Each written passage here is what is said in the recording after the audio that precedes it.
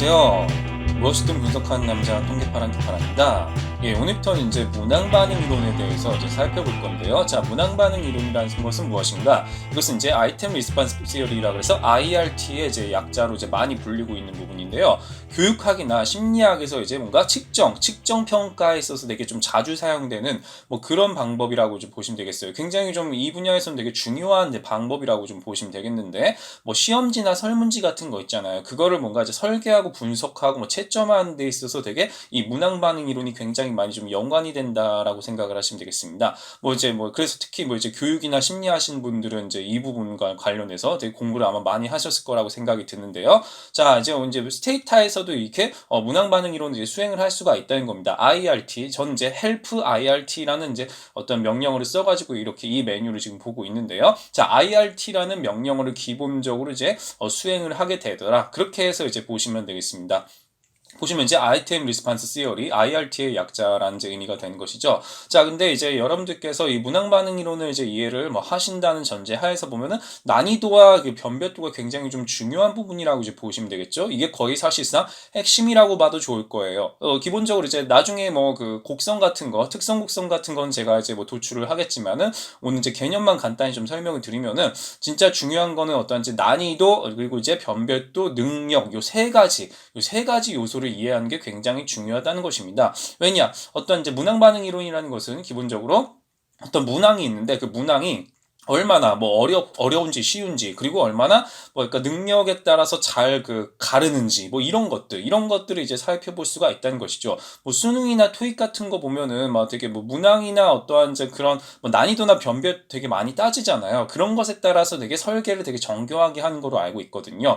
특히 토익 같은 경우는 어떤 이제 뭐 난이도나 변별도에 있어서 점수를 되게 달리 산출을 하는 뭐 그런 특성도 있죠. 이런 식으로 해서 뭔가 이제 뭐 문항 반응 이론이 굉장히 많이 관여를 하고 있다. 그렇게 이제 생각을 하시면 되겠습니다. 그렇게 해가지고 이제 오늘은 스테이타에서 이제 어떻게 문항 반응 이론을 이제 뭐 구현을 하는지 뭐 이제 간단하게 헬프는 일단 전반적인 것만 볼 거예요. 전반적으로 이렇게 어떻게 나타나는지만 좀 볼 건데요. 그냥 난이도라는 것과 이제 변별도를 이제 그거 이제 구분하는 어떤 그런 곡선을 나중에 제가 뭐 도출을 할 거예요. 문항 특성 곡선이라 그래서 이렇게 뭐 IRT 그래프, 이제 아이템 캐릭터리스틱 커브라는 것이 되는데요. 이런 식으로 해서 뭔가 제가 곡선을 도출할 건데 이게 결과적으로 이것만 아시면 돼요. 문항은 이제 문항 반응 이론에서 나타나는 거는 딱 두 함수의 관계. 그러니까 뭐 능력의 함수는 무엇이다? 답을 맞힐 확률이다. 뭐 이렇게 생각을 하시면 되겠어요. 그러니까 따라서 뭐 능력에 따라서 답을 맞힐 확률이 그게 다 달라진다라는 뭐 그런 의미가 되는 것이죠. 그래서 로지스틱 회귀 모형을 사용하거든요. 로지스틱 회귀 모형에 대한 이해가 없으면은 문항 반응 이론은 하기가 매우 힘들 겁니다. 자, 로지스틱 모델을 쓴다는 것은 무엇이냐?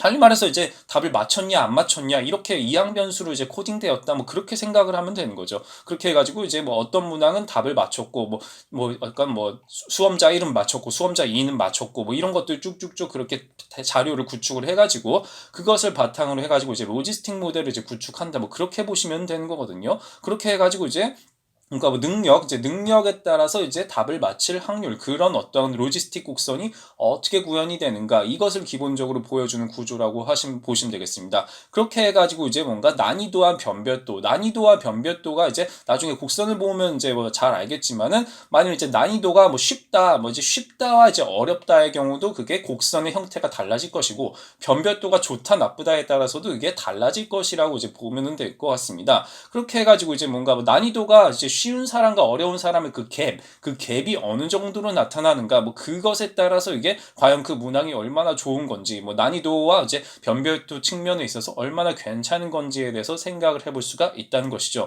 그리고 이제 뭐 산모수 로지스틱 모델에서는 무엇이냐, 찍어서 답 맞힐 확률, 추측도라는 것도 같이 그렇게 고려를 하는 부분이라고 보시면 되겠습니다. 그렇게 해가지고 뭔가 3모수, 1모수, 2모수, 3모수 요 이제 이 모형 이제 좀 대표적이라고 보면 되겠는데요. 이제 기본적으로 이제 가장 많이 쓰이는 건 이제 이모수 로지스틱 모델이 가장 많이 쓰이더라. 뭐 이런 정도도 알아두시면 좋을 것 같습니다. 이모스라고 하는 것은 무엇인가? 난이도와 이제 변별도 두 개를 고려한 모델이다. 뭐 그렇게 생각을 하시면 될 것 같아요. 자, 그렇게 해가지고 보면 되고요. 여기 같은 경우는 이제 카테고리컬 리스폰스 모델이라는 것은 명목형 변수에 대해서 이렇게 문항 반응 이론을 이제 추정을 한다. 그렇게 보시면 되겠고요. 뭐 이건 이제 혼합이죠. 혼합. 이제 하이브리드라는 것은 이제 혼합이라는 뜻이니까 뭐 이런 거 다중 어떤 집단 같은 것도 나타나 있고요.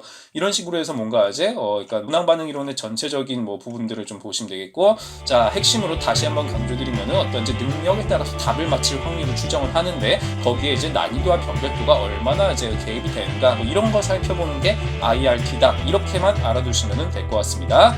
네, 오늘 내용은 여기까지 하겠습니다. 감사합니다.